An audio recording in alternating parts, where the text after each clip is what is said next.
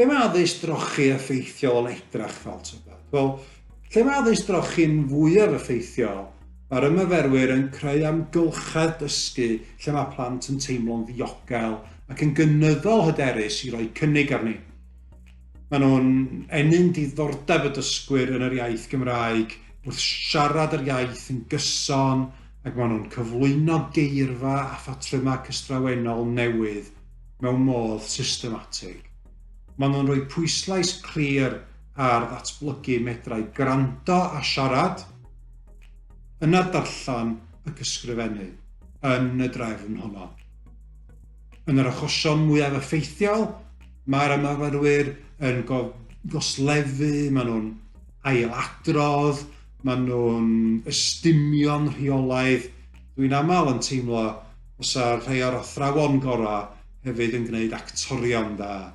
Maen nhw'n gwneud defnydd da o giwiau gweledol ac yn cyflwyno gweithgareddau mewn modd hwyliog gyda chyflymder bywiog. Maen nhw'n canu, maen nhw'n chwarae gemau ac yn cymryd rhan mewn chwarae rôl.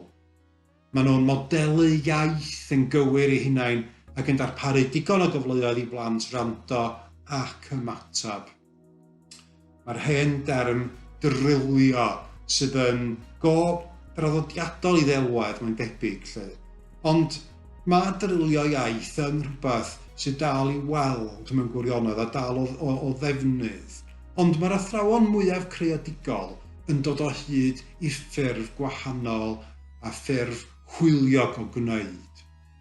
Mewn gwirionedd mae drilio yn fath o roi cyfleoedd gwahanol i blant ymarfer yn rheolaidd. Ac mae'n bosib gwneud hynny mewn sawl ffordd gwahanol. Enghraifft, welson ni athrawon yn cychwyn sesiynau efo grŵp cyfan yn gwneud rhyw sesiwn torfol o drilio iaith.